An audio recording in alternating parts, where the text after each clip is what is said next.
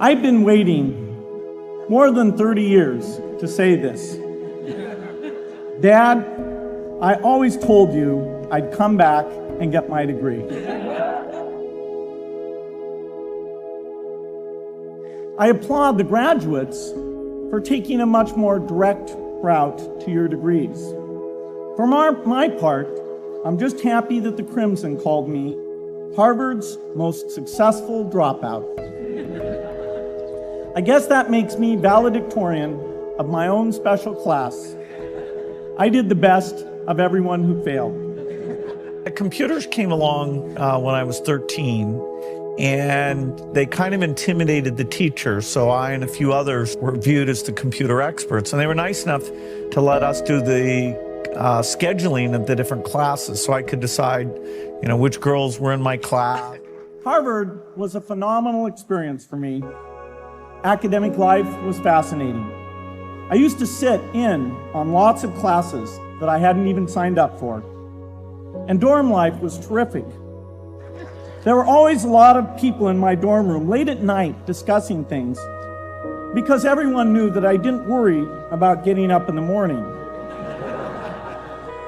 That's how I came to be the leader of the antisocial group. We clung to each other as a way of validating our rejection of all those social people. One of my biggest memories of Harvard came in January 1975, when I made a call from Courier House to a company in Albuquerque, New Mexico, that had begun making the world's first personal computer. I offered to sell them software. I worried they would realize I was just a student in a dorm and hang up on me. Instead, they said, "We're not quite ready. Come see us in a month," which was a good thing because we hadn't written the software yet.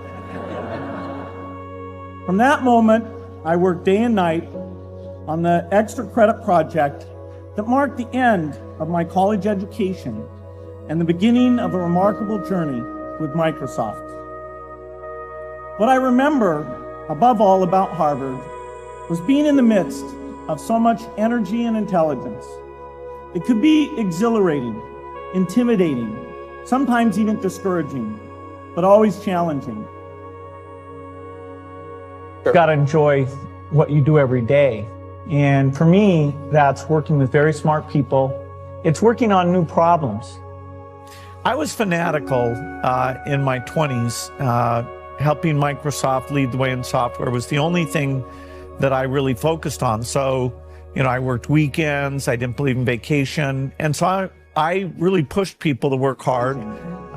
It was an amazing privilege. And though I left early, I was transformed by my years at Harvard, the friendships I made, and the ideas I worked on. But taking a serious look back, I do have one big regret. I left Harvard with no real awareness of the awful inequities in the world. I love school. I loved it when I was there, and even now I read more textbooks, and so it's kind of ironic that I'm a dropout because I read more. I like to learn as much as anyone I know. I learned a lot here at Harvard about new ideas in economics and politics. I got great exposure to the advances being made in the sciences. But humanity's greatest advances are not in its discoveries, but in how those discoveries are applied to reduce inequity.